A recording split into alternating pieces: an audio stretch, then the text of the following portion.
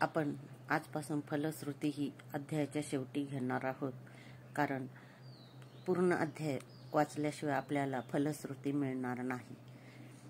पूर्ण अध्याय त्यासाठी ऐकावाच लागेल. अध्याय 22. श्री गुरुचरित्र. वांज म्हैस दुभती झाली. श्री गणेशाय नमः. नामधारक सिद्धयोग्यांना म्हणाले, महाराज, तुमच्या मुखातून गुरुचरित्र ऐकायला मिळणे हे माझे भाग्य आहे. तुम्ही मला भेटल्यामुळे मी धन्य झालो आहे. तुमच्या कृपाप्रसादाने मला परमार्थविषयी रुची निर्माण झाली आहे. तुम्ही मला श्री गुरु नृसिंह सरस्वती स्वामी महाराज गाणगापुरात आल्याचे सांगितले. आता कृपा करून तेथील वृत्तांत सांगा. तेव्हा त्यांनी पुढील कथा सांगण्यास सुरुवात केली. म्हणाले, गाणगापूर इथे भीमा व अमरजा यांचा संगम आहे. हे स्थान अतिशय पवित्र असून तिथे 8 तीर्थे आहेत. श्री गुरु तिथे गुप्त रूपाने राहिले होते. ते संगमावरील रानात वास्तव्य करायचे आणि मध्यान्ह समयी भिक्षेसाठी गाणगापुरात जायचे. त्यावेळी तिथे ब्राह्मणाची 100 घरे होती. ते सर्व ब्राह्मण सुखवस्तू होते. तिथे एक दरिद्री ब्राह्मण आपल्या पत्नीसह राहत होते. त्यांच्याकडे एक वृद्ध आणि वांज म्हैस होती. तिचा उपयोग नदीकाठच्या मळ्यात खारी माती वाहून नेण्यासाठी केला जात असे. त्याबद्दल त्यांना भाडे दिले जाई. श्री गुरु त्याच ब्राह्मणाकडे नित्य प्रेमाने भिक्षेसाठी जात असत. ते पाहून लोक हसायचे आणि त्यांची निंदा करत म्हणायचे, या यतींना काही तारतम्यच नाही. आमच्या घरी रोज विविध प्रकारचे ताजे अन्न शिजते. अर्थात आमच्याकडून उत्तम भिक्षा मिळण्याची शक्यता असूनही ते त्या भिकारड्याकडे जातात. त्याला काय म्हणावे. ते ब्राह्मण गरीब असले तरी सात्विक वृत्तीचे आणि भाविक होते. म्हणूनच भक्तवत्सल श्री गुरु त्यांच्याकडे भिक्षेसाठी जात असत. त्या ब्राह्मणाचे पुण्य खूप थोर होते. म्हणूनच श्री गुरूंची पावले त्यांच्या घराला लागत होती. वैशाखातील एके दिवशी श्री गुरु नेहमीप्रमाणे त्यांच्या घरी गेले होते. तीव्र उन्हातून आलेल्या या यतीश्वरांना त्यांच्या पत्नींनी नमस्कार केला. त्यांना बसण्यासाठी आसन दिले व म्हणाल्या, माझे पती धान्य घेऊन एवढ्यात येतीलच, तोपर्यंत तुम्ही विश्रांती घ्या. त्याचवेळी त्यांची म्हैस अंगणातच बांधलेली होती. तेव्हा त्यांच्या बोलण्यातली अर्थता जाणून श्री गुरु म्हणाले, बाई, धान्य नाही म्हणून मला थांबवू नका. भिक्षा म्हणून या म्हशीचे दूध दिलेत तरी चालेल. तेव्हा त्या म्हणाल्या, महाराज, ही म्हैस वांज आणि म्हातारी आहे. हिने कधीही दूध दिले नाही. म्हणून आम्ही हिला माती वाहून नेण्यासाठी उपयोगात आणतो आणि त्यातून मिळणाऱ्या उत्पन्नावर गुजराण करतो. त्यावर श्री गुरु म्हणाले, तुमचे म्हणणे मला पटत नाही. तुम्ही हिचे दूध काढून आणा बरं. तेव्हा त्या ब्राह्मणी एक काष्टपात्र घेऊन त्या म्हशीचे दूध काढण्यासाठी गेल्या. तिच्या आचळ पाण्याने स्वच्छ धुतले आणि त्या दूध काढू लागल्या. तर काय आश्चर्य, त्या म्हशीला पाना फुटला. तिने 2 भांडी भरून दूध दिले. ते दूध त्यांनी घरात नेले. त्या समय श्री गुरु हे सामान्य यती नसून अवतारी महात्मा आहेत याची त्यांना पूर्ण खात्री पडली होती. त्यांनी दुधाचे भांडे श्री गुरूंना प्रेमपूर्वक अर्पण केले. ते प्राशन करून संतुष्ट झालेल्या श्री गुरूंनी त्यांना आशीर्वाद दिला. म्हणाले, तुमच्या घरी लक्ष्मी अखंड वास करेल. तुमची मुले आणि नातवंडे सुखात आनंदात राहतील. त्यानंतर ते संगमावर परतले. त्या दिवशी ब्राह्मणीचा आनंद गगनात मावत नव्हता. त्यांनी घरी आलेल्या पतींना हे शुभ वृत्त सांगितले.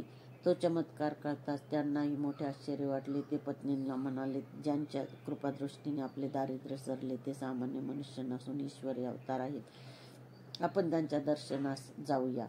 मग ती दोघे संगमावर गेली. त्यांनी श्री गुरूंचे दर्शन घेऊन त्यांची भक्तिभावाने पूजा केली. त्यांना नैवेद्य व तांबूल अर्पण केला. त्यांचे स्तवन केले आणि प्रदक्षिणाही घातली. त्यांची सेवा करताना त्या दोघांचे हृदय कृतज्ञतेने भरून आले होते. श्री गुरूंच्या आशीर्वादाने ते वैभव संपन्न झाले. त्यांना सुदृढ संतती झाली. ते कुटुंब सुखात आनंदात राहू लागले. सिद्ध म्हणाले, नामधारक, ललाटी काहीही लेख लिहिलेला असला तरी श्री गुरु तो बदलू शकतात. अशी आहे त्यांचे अगाध महात्म्य. श्रद्धावंत भाविकाला त्यांचा कृपाप्रसाद लाभतोच. ज्यांच्यावर गुरुकृपा होते तो नर भाग्यवंत होतो. त्याचे सुदैव काय वर्णन करावे. श्री गुरूंचे चरित्र इतके पवित्र आहे की ते ऐकणाराही सुखी होतो.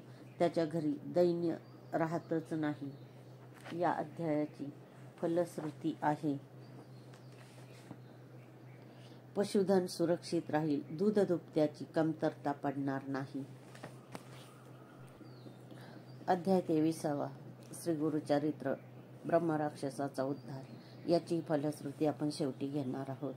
श्री गणेशाय नमः. सिद्ध म्हणाले, नामधारक श्री गुरु नृसिंह सरस्वतींनी आपली अगम्य लीला दाखवली. त्यांच्या कृपादृष्टीने त्या दरिद्री ब्राह्मणाच्या वांज म्हशीला दूध आले. दुसऱ्या दिवशी कोणी ग्रामस्थ त्यांच्या घरी आले आणि माती वाहून नेण्यासाठी म्हैस मागू लागले. तेव्हा ते म्हणाले, माझी म्हैस दूध देऊ लागली आहे, आता मी हिला माती वाहून नेण्यासाठी देणार नाही.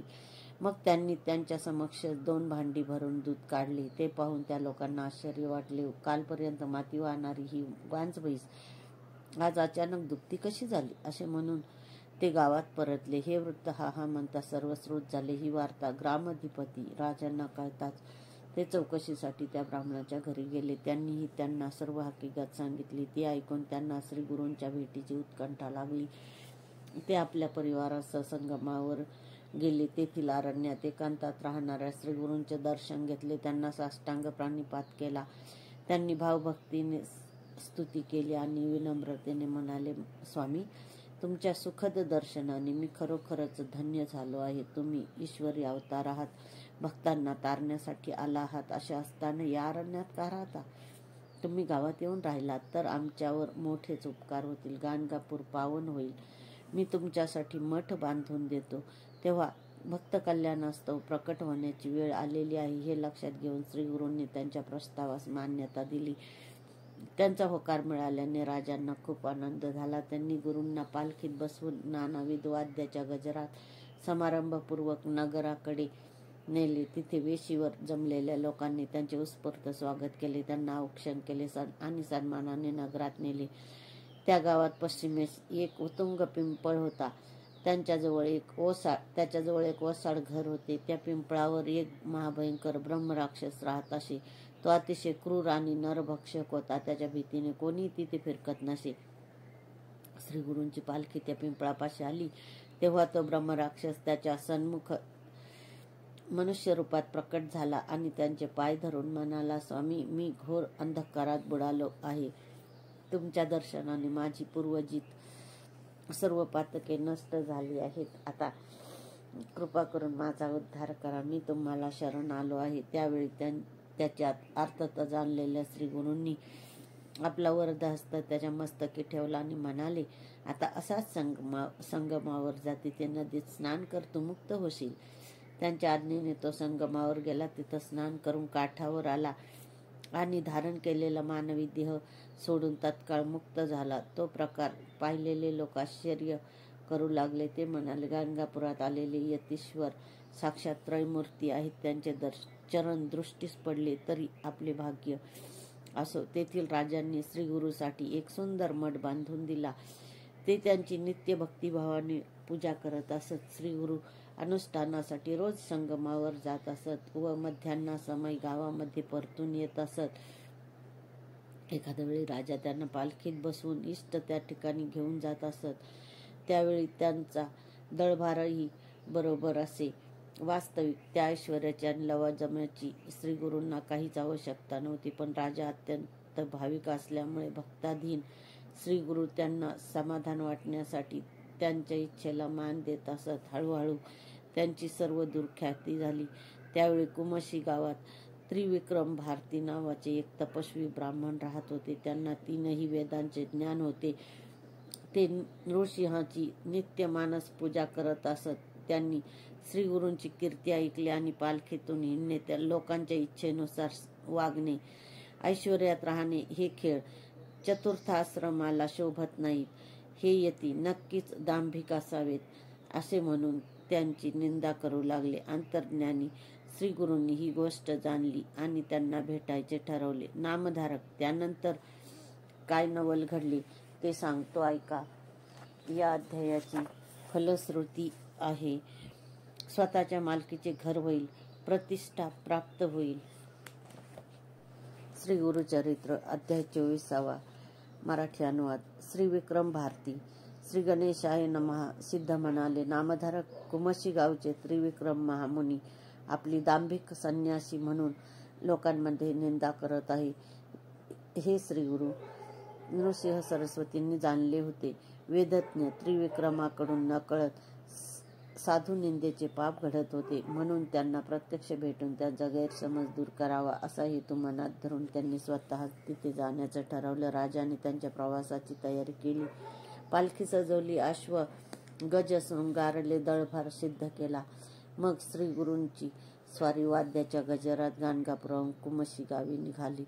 त्यावेळी त्रिविक्रम भारती नृसिंहाची मानसपूजा करत होते, पण काही केल्या त्यांचे दृढ ध्यान लागत नव्हते. त्यांच्या मनपटलावर त्यांच्या आराध्य दैवताची मूर्तीही प्रकट होत नव्हती. त्यामुळे आजच असे का घडत आहे हेच कळत नसल्यामुळे ते चिंताग्रस्त झाले. आज माझे इष्टदैवत अशी उपेक्षा का करत आहे? माझी एवढ्या वर्षाची आराधना, माझे तप सामर्थ्य आज व्यर्थ झाले, असे अनेक विचार त्यांना बेचैन करू लागले. त्यांनी डोळे उघडून पाहिले तेव्हा नदी तीरावरून श्रीगुरूंची पालखी येताना दिसली. त्या पालखीत श्रीगुरू त्रिविक्रम भारतीच्या इष्टदेवतेचे अर्थात नृसिंहाचे रूप घेऊन बसलेले दिसले आणि त्यांच्या समवेत आलेल्या राजाच्या दळभरातील सर्व सैनिकही श्रीगुरूंसारखेच दंडधारी संन्यासी आहेत असे दिसले.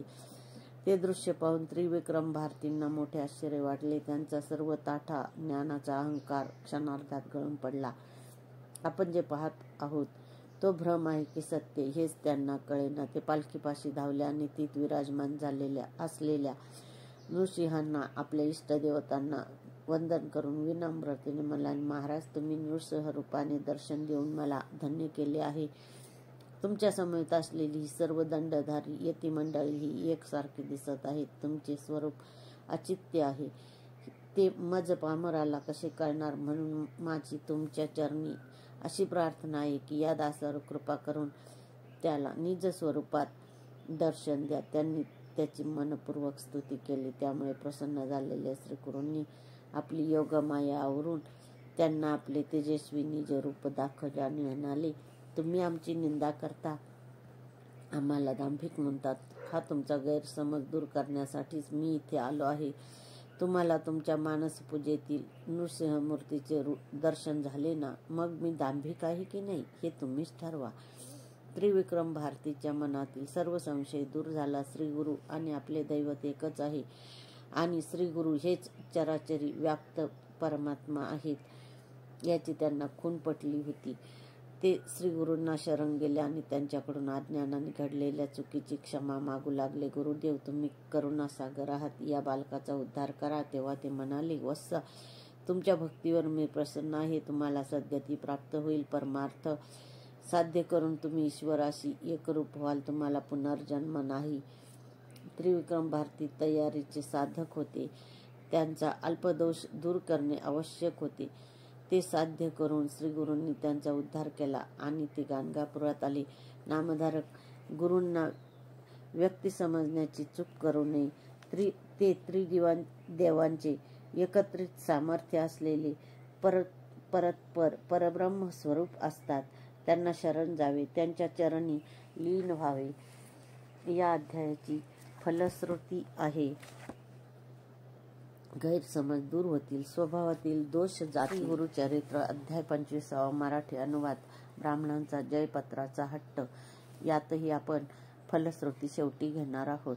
श्री गणेशाय नमः. श्री सिद्ध नामधारकांना म्हणाले, वत्स, मी तुम्हाला श्रीगुरूंची पुढील लीला सांगतो, ऐका.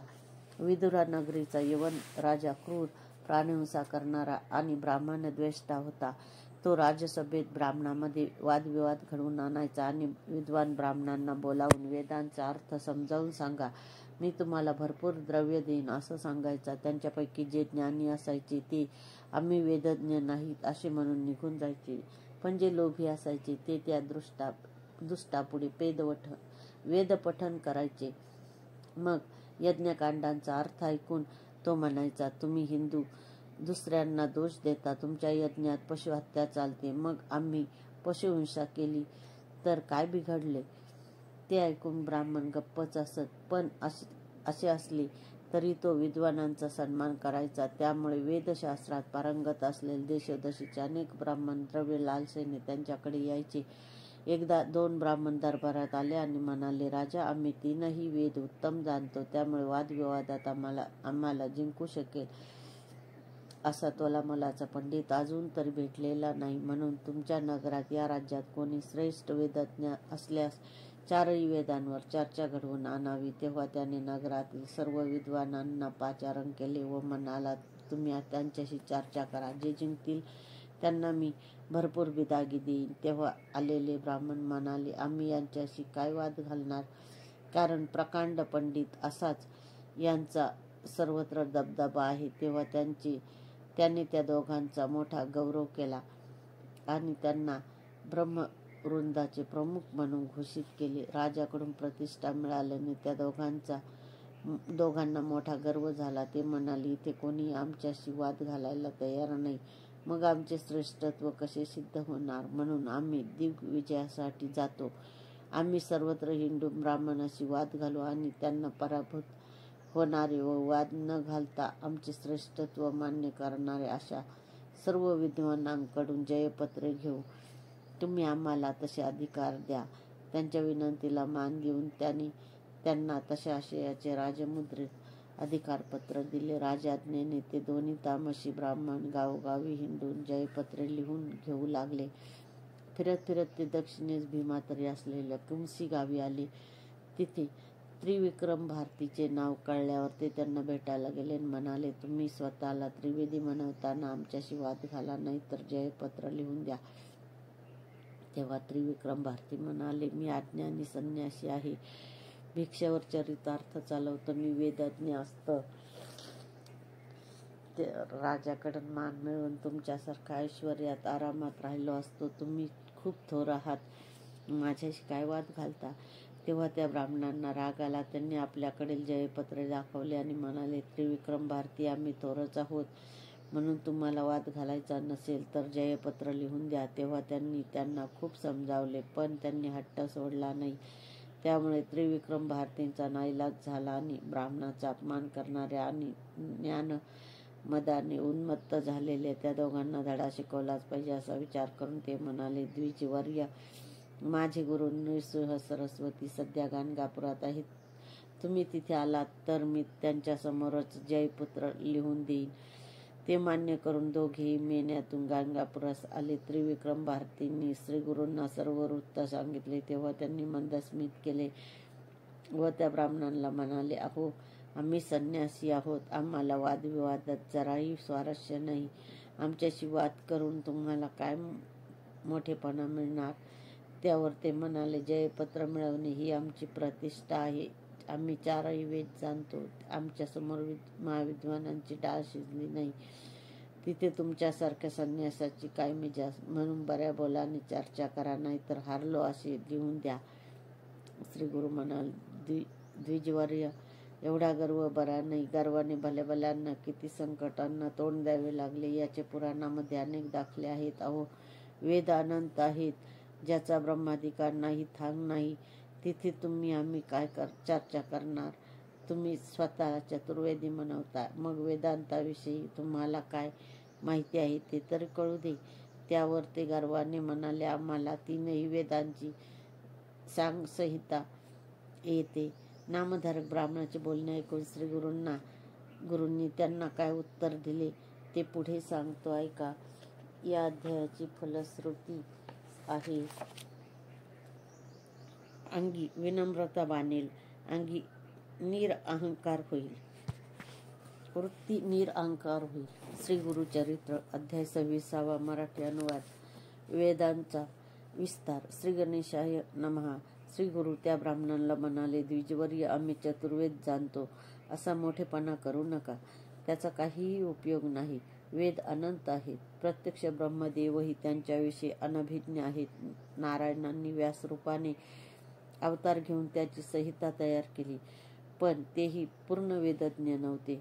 पहिलं वैशंपायन, जैमिनी आणि सुमंत हे वेदव्यासांकडे विद्याभ्यास करत होते. ते व्यासांना म्हणाले, गुरुदेव, आम्हाला सर्व वेद जाणून घेण्याची इच्छा आहे. तेव्हा त्यांनी उत्तर दिले, शिष्यानो, वेदांचा महिमा अनंत आहे. कल्पांपर्यंत आयुष्य लाभले तरी एका वेदाचा अभ्यास होऊ शकत नाही. तिथे 4 वेद कसे आत्मसात होणार. म्हणून व्यासांनी त्या चौघांना वेदाचे भाग वाटून दिले. पूर्वी भारद्वाज ऋषी वेदाभ्यास करत होते, पण अपेक्षित प्रगती होत नव्हती. म्हणून त्यांनी प्रदीर्घ तपश्चर्या केली. तेव्हा ब्रह्मदेव प्रसन्न झाले आणि म्हणाले, हे वत्स, तुम्हाला काय वरदान हवे? भारद्वाज म्हणाले, मला ब्रह्मचर्य पालन करून सर्व वेद शिकायचे आहेत, ते मला शिकवा. ब्रह्माजी म्हणाले, वेद किती आहेत ते मीही सांगू शकत नाही, मग तुम्ही सर्व वेद कसे शिकणार? आपल्या शक्तीनुसार अभ्यास करा. मग ब्रह्माजींनी त्यांना वेदराशीचे 3 पर्वत दाखवले. ते पाहून भारद्वाज भयभीत झाले. ते त्यांना शरण गेले आणि म्हणाले, एवढे वेद मी कसा शिकणार? म्हणून तुम्ही जे द्याल तेच मी घेईन. ब्रह्माजींनी त्यांना अभ्यासासाठी 3 मुठी भरून वेद दिले. भारद्वाजांनी त्या 3 वेदांमधील काही मंत्र वेगळे करून 4था वेद तयार केला. पुढे हेच 4 वेद व्यासांनी आपल्या 4 शिष्यांना वाटून दिले. पैलमुनींनी ऋग्वेद सांगितला, वैशंपायन यांना यजुर्वेद सांगितला, जैमिनींना सामवेदांची व सुमंतांना अथर्व वेदाची सविस्तर माहिती सांगितली आणि प्रत्येक वेदाचे ध्यान, वर्ण, गोत्र, देवता, छंद, स्वरूप, उपवेद, भेद, शाखा यावर विस्तृत विवेचन केले. श्रीगुरूंच्या मुखातून ती सर्व माहिती ऐकताना ते ब्राह्मणही थक्क होऊन गेले. श्रीगुरू त्यांना म्हणाले, पूर्वी या भरतखंडातील लोक पुण्यवान होते आणि वर्ण, श्रम, धर्मांना अनुसरून वागत होते. ते सत्व कलियुगात लोप पावले. ब्राह्मणांनी कर्म सांडले. ते वेदब्राह्म्य आचरण करू लागले. त्यामुळे वेदाभ्यास मागे पडला. ब्राह्मण इतके कर्मभ्रष्ट झाले की द्रव्याच्या लालसेने यवनांपुढेही वेद पठण करू लागले. त्यांना वेदांचे रहस्य सांगू लागले. या अधोगतीला काय म्हणावं? पूर्वी वेदविद्येमुळे ब्राह्मणांना देवत्व प्राप्त झाले होते. लोक त्यांना सन्मानाने भूदेव म्हणत असत. ब्राह्मणांना देवदेवता वश होत्या. त्यावेळी विप्र प्रवचनाचे सामर्थ्य इतके होते की इंद्रादिक सूरश्रेष्ठी सुद्धा त्यांना वचकून असायचे. विष्णू निज दैवत समजून त्यांची पूजा करायचे. मग राजे महाराजे त्यांच्या नृसिंह आचरणाचे कौतुक करायचे. त्यांचा आदर करायचे. जग देवांच्या अधीन, देव मंत्रांच्या अधीन, तर मंत्र ब्राह्मणांच्या अधीन अशी सत्यस्थिती होती. त्यांची महात्म्य काय सांगावे? आज ती परिस्थिती नाही. ब्राह्मण आपले सत्व गमावून बसले आहेत. वेदमार्ग सोडून अज्ञानाने वाटेल तसे वागत आहेत. हीन ज्ञातीपुढे पैसे घेऊन वेदपठण करणारा आपण वेदांना भ्रष्ट करत आहोत याची त्यांना कल्पना नाही. अशा मूर्खांचे तोंडही पाहू नये. ते मरणोत्तर ब्रह्मराक्षसच होणार. द्विज हो. अशा आहेत चतुर्वेदांच्या शाखा. असे आहेत त्यांचे भेद. तुम्ही स्वतःला मोठे ज्ञानी समजताना मग ही माहिती तुम्हाला होती का? नाही ना. मग आम्ही चतुर्वेदी असा मोठेपणा मिरवून जगात कोणत्या विद्वत्तेचा डंका कशाला पिटता? जयपत्रे मागत कशाला हिंडता? त्रिविक्रम भारतींना कशाला छळता? तुम्हाला जयपत्र वगैरे काहीही लिहून मिळणार नाही. उगीच आपला प्राण धोक्यात घालू नका. मुकाट्याने निघून जा. त्यातच तुमचे कल्याण आहे. सिद्ध म्हणाल, नामधारक. श्रीगुरूंनी त्या ब्राह्मणांना हिताची गोष्ट सांगितली होती, पण त्यांनी आपला हेका सोडला नाही. ते म्हणाल, तुम्ही वादविवाद केला नाही तर आम्ही हरलो असे होईल. ही वार्ता राजाला कळली. मग तर आमचे महत्त्व राहणार नाही. नामधारक म्हणाले, यालाच विनाशकाले विपरीत बुद्धी म्हणतात. त्या द्विजाचे दिवस भरले होते. म्हणूनच त्यांना आपले हित कशात आहे हे कळत नव्हते. असेच मला म्हणावे लागेल. या अध्यायाची फलश्रुती आहे. आपल्याला अभ्यासाच्या विषयात विशेष प्रावीण्य मिळेल. अध्याय 27. श्री गुरुचरित्र मराठी अनुवाद. श्री गणेशाय नमः. सिद्ध म्हणाले, नामधारक. श्री गुरूंना त्या 2 ब्राह्मणांना चतुर्वेद समजावून सांगितले आणि वादविवाद करू नका असेही स्पष्ट सांगितले, पण त्यांनी ऐकले नाही. तेव्हा श्री गुरूंना राग आला. ते म्हणाले, ठीक आहे, जशी तुमची इच्छा आहे तसंच होईल. त्यावेळी रस्त्याने कोणी मनुष्य जात होते. श्री गुरु एका शिष्यांना म्हणाले, त्या पांथस्थांना बोलावून ना. त्याप्रमाणे ते त्यांना घेऊन आले. श्री गुरूंनी त्यांची चौकशी केली असता ते म्हणाले, स्वामी, मी मातंग जातीचा आहे, गावाबाहेर राहतो. तुम्ही मला बोलावले, यातच माझी पूर्व सुकृत फळास आले. तुमच्या दर्शनाने मी धन्य झालो. त्यांनी श्री गुरूंना साष्टांग दंडवत घातला. श्री गुरूंनी आपला दंड एका शिष्यांना दिला व जमिनीवर 7 समांतर रेषा काढायला सांगितल्या. त्याप्रमाणे त्यांनी रेषा काढल्या. मग श्री गुरु त्या मातंगांना म्हणाले, आता एक एक रेषा ओलांडून पुढे या आणि मी विचारलेल्या प्रश्नाचं उत्तर दिल्यावरच पुढील रेषा ओलांडा. त्याप्रमाणे ते एक रेषा ओलांडून पुढे आले. श्री गुरूंनी त्यांना विचारले, आता तुम्ही कोण आहात? ते म्हणाले, मी किरात जातीचा आहे, माझे नाव वनराखा असे आहे. दुसरी रेषा ओलांडल्यावर त्यांना तत्पूर्वीच्या जन्माचे स्मरण झाले. ते या जन्मातील गोष्टी सांगू लागले. तेव्हा उपस्थित सर्वांनाच मोठे आश्चर्य वाटले. तिसरी रेषा ओलांडून ते म्हणाले, माझे नाव गंगासूत, मी गंगेच्या काठी राहतो. चौथी रेषा ओलांडून ते म्हणाले, मी शूद्र आहे. 5वी रेषा ओलांडून ते म्हणाले, माझे नाव सोमदत्त, मी वैश्य आहे. 6वी रेषा पार करून ते म्हणाले, माझे नाव गोविंद, मी क्षत्रिय आहे. क्षणोक्षणी लोकांची उत्कंठा वाढत होती. शिष्यही संभ्रमात पडले होते. श्री गुरुची अभिनव लीला त्यांना कशी कळणार? शेवटी मातंगांनी 7वी रेषा ओलांडली. ते म्हणाले, माझे नाव अध्यापक, मी ब्राह्मण असून वेदशास्त्राचा ज्ञाता आहे. श्री गुरूंचा हेतू साध्य झाला होता. ते मातंगांना म्हणाले, तुम्ही स्वतःला वेदशास्त्राचा ज्ञाता म्हणवता, तेव्हा इथे आलेल्या या 2 विप्रांशी वादविवाद करा. त्यानंतर श्री गुरूंनी अभिमंत्रित विभूती त्यांच्या सर्वांगावर प्रोक्षण केली. तर काय आश्चर्य, त्यांच्या ठायी पूर्ण ज्ञानाचा उदय झाला. ते अस्खलित वेद पठण करू लागले.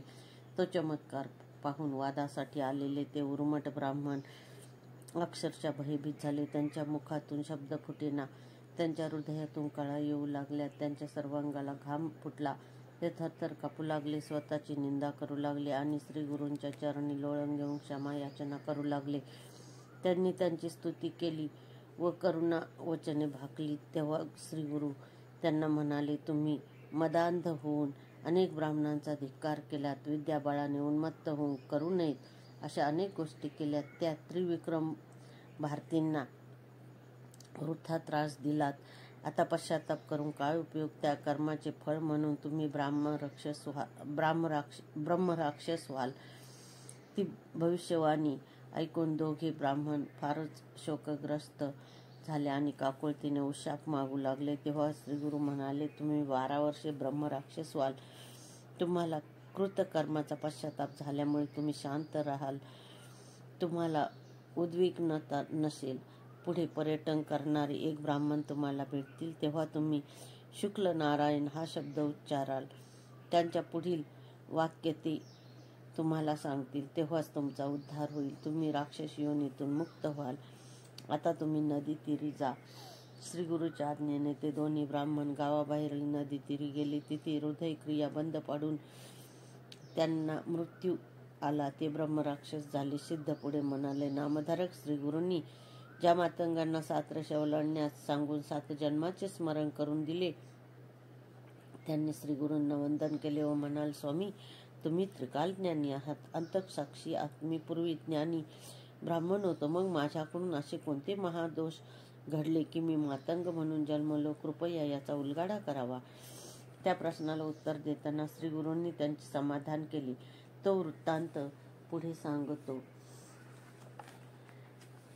या अध्यायाची फलश्रुती आहे, वादविवादात जय मिळेल. समाप्त. श्री गुरुचरित्र. श्री गुरुचरित्राचे आपल्याला जर पारायण करायचे असेल तर पहिल्या दिवशी 1 ते 9 अध्याय वाचावेत.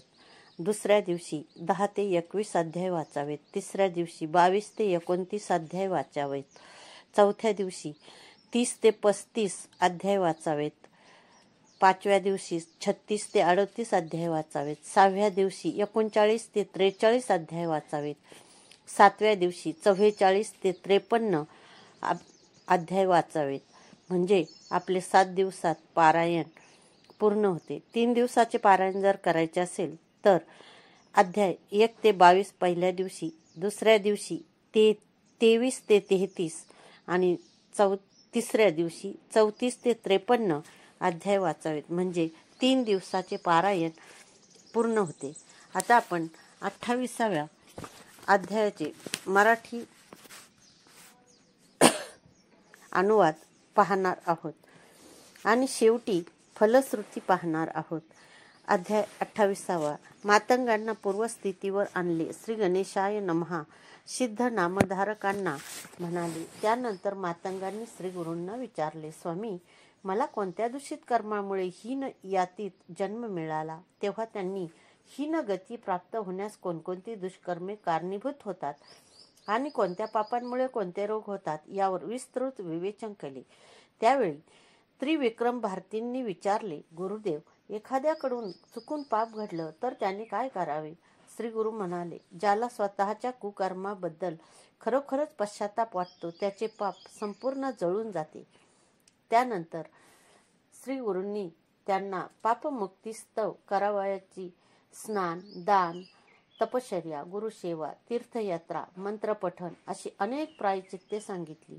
तसेच कोणत्या प्रायचित्ताने कोणत्या दुष्कर्माचे परिमार्जन होते ते सविस्तर सांगितले. त्यानंतर श्री गुरु मातंगांना उद्देशून म्हणाले, तुम्ही ब्राह्मण असताना गुरुनिंदा, मातृपितृनिंदा असे अपराध केल्यामुळे अधोगती प्राप्त होऊन तुम्हाला सध्या मातंग म्हणून जन्म मिळाला आहे. तुम्ही महिनाभर संगमावर स्नान करा आणि तुमच्या पूर्वदोषांचे क्षालन होऊन तुम्ही पुन्हा ब्राह्मण कुळात याल. मातंग म्हणाले, गुरुदेव, तुमच्या कृपेने मला पूर्वजन्म स्मरण व ज्ञानप्राप्ती झाली आहे आणि मी तुम्हाला शरणही आहे. आता तुम्हीच माझा उद्धार करा, विप्रत्व देऊन मला धन्य करा. तेव्हा श्री गुरु म्हणाले, सध्या तुम्ही मातंग आहात. तुम्हाला वेद म्हणता येत असले तरी समाज तुम्हाला ब्राह्मण म्हणून कधीच स्वीकारणार नाही. लोक तुमची निंदा करतील. विश्वामित्र जन्माने क्षत्रिय होते. त्यांनी प्रदीर्घ तपश्चर्या केली होती. ते स्वतःला ब्राह्मण समजायचे आणि लोकांनी आपल्याला ब्रह्मर्षी म्हणावे असे त्यांना नेहमी वाटायचे. वशिष्ठ हे ऋषिकुळाचे अर्ध्वयू. विश्वामित्रांनी त्यांना सल्ला विचारला तेव्हा ते म्हणाले, शास्त्राने क्षत्रियांना तपश्चर्येसाठी मान्यता दिलेली नाही. मग तुम्हाला ब्रह्मर्षी कसे म्हणणार? तुम्ही ब्राह्मण ज्ञातीत जन्म घ्या, व्रतबंध, गायत्री जप आदी संस्कारांनी शुद्ध व्हा, तपश्चर्या करा, मगच तुम्हाला ब्रह्मर्षी म्हणता येईल. त्यांच्या बोलण्याचा विश्वामित्रांना भयंकर राग आला. एकदा ते वशिष्ठांचा वध करण्यासाठी गेले होते. तेव्हा वशिष्ठांसारख्या ब्रह्मर्षीची हत्या केल्यास फार मोठे पातक लागेल आणि मी आणखीनच पतित होईल असा विचार करून त्यांनी ते दुष्कर्म टाळले. त्यानंतर त्यांनी वशिष्ठांना आपल्या घरी भोजनास बोलावले. त्या समयी त्यांच्या मनातून वैरभावाचे समूळ निरसन झालेले आहे असे जाणून वशिष्ठांनी त्यांचे निमंत्रण स्वीकारले. ते विश्वामित्रांना म्हणाले, तुमच्या मस्तकावर सूर्याच्या उन्हाने शिजवलेले अन्न मी ग्रहण करीन. त्याप्रमाणे विश्वामित्रांनी केले असता सूर्यकिरणांच्या दाहकतेने त्यांचे क्षात्र शरीर जळून गेले. मग त्यांनी योगबळाने ब्राह्मणाचा नवीन देह धारण केला.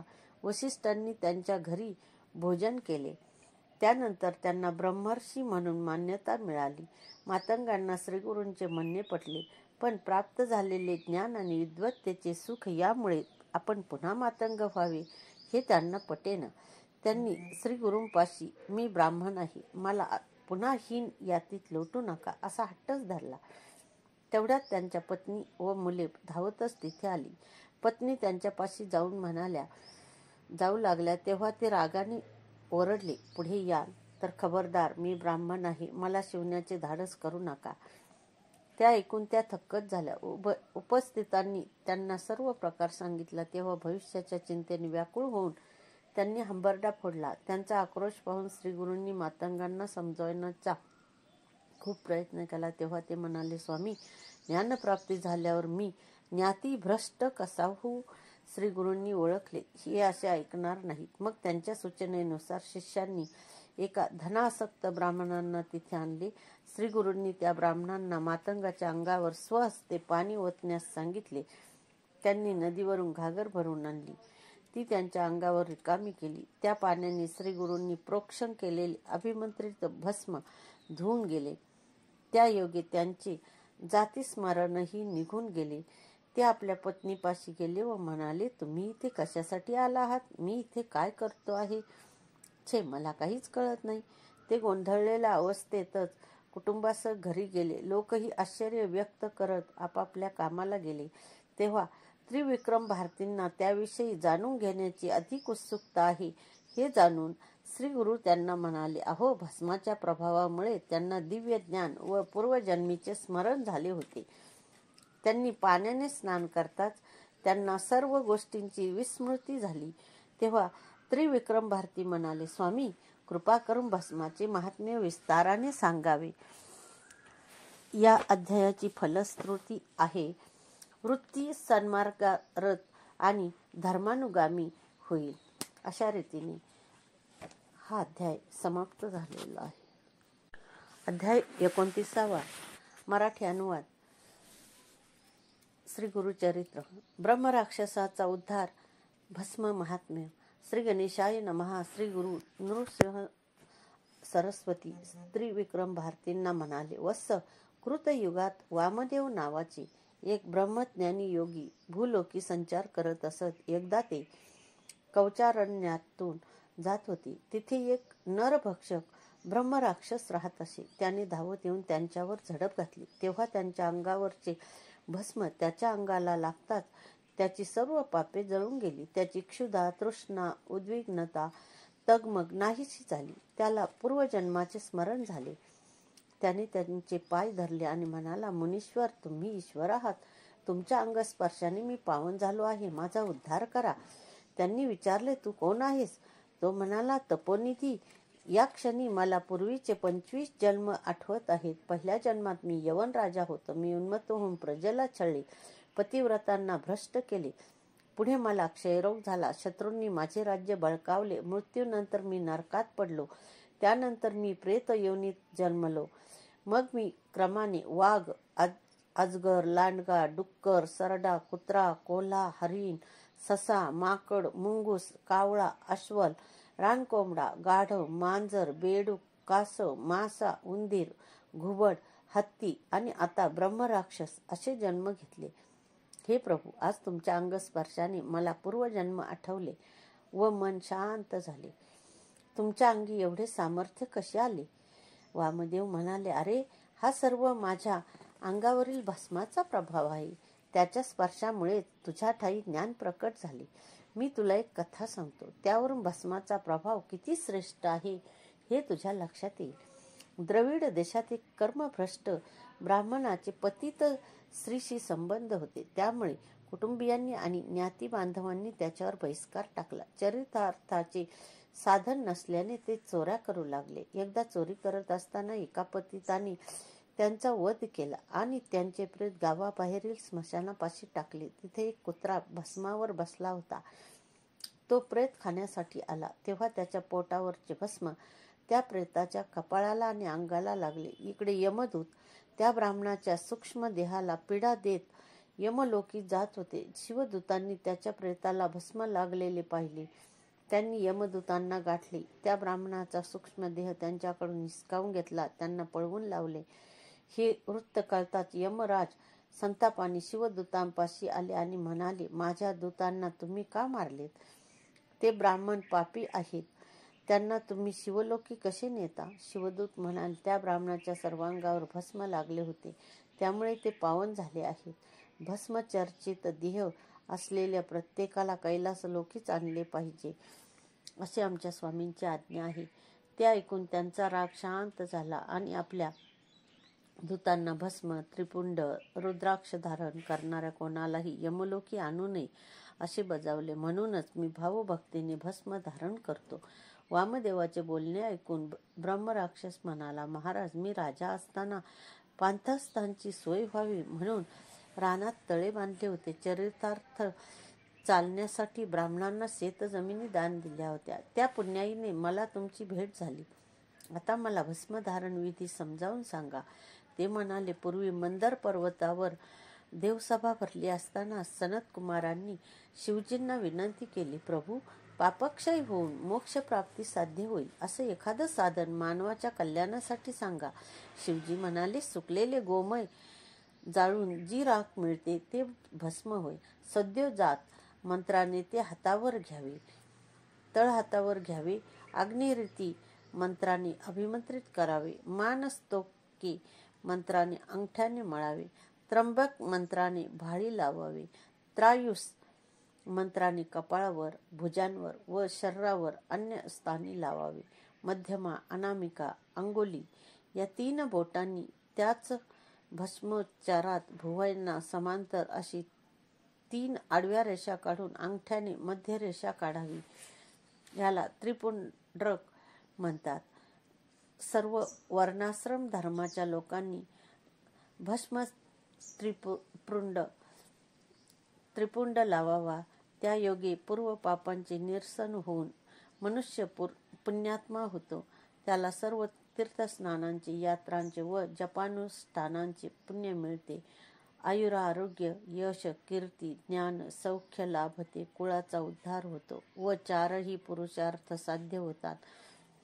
तो स्वर्ग, ब्रह्म, वैकुंठ लोकी दीर्घ काळ वास्तव्य करून शिवसायुज्यता प्राप्त करतो. ज्याला मंत्रोच्चार येत नाहीत त्यांनी ओम नमः शिवाय असे म्हणून ते भक्तिभावाने धारण करावे. त्यालाही तेच पुण्यफल मिळते. ते सर्व सनत कुमार ऐकून देव आणि ऋषींना मोठे समाधान वाटले. भस्म महात्म्य श्रवण केल्यावर ब्रह्मराक्षसाने वामदेवांना त्याचा उद्धार करण्याची काकुळतेने प्रार्थना केली. तेव्हा त्यांनी त्याला अभिमंत्रित भस्म दिले. त्या भस्माने त्याने स्वतःच्या कपाळी त्रिपुंड्रक लावला. त्याच्या प्रभावाने त्याला दिव्य देह प्राप्त झाला. वामदेवांच्या कृपाप्रसादाने त्याला दिव्यलोकी परमगती मिळाली. त्रिविक्रम वामदेव हे शिवावतार होते. योग्यांचे ईश्वर होते. ते जगत कल्याणासाठी संचार करायचे. त्यांनी ब्रह्मराक्षसाचा उद्धार केला. गुरुसेवेची आवड हेच साधना मार्गाचे सार आहे. ते ऐकून त्रिविक्रमांना परमानंद झाला. श्री गुरूंना वंदन करून ते कुमशी गावी परतले. या अध्यायाची फलश्रुती आहे, साक्षात्कारी सत्पुरुषांचा सहवास लाभेल आणि उद्धार होईल.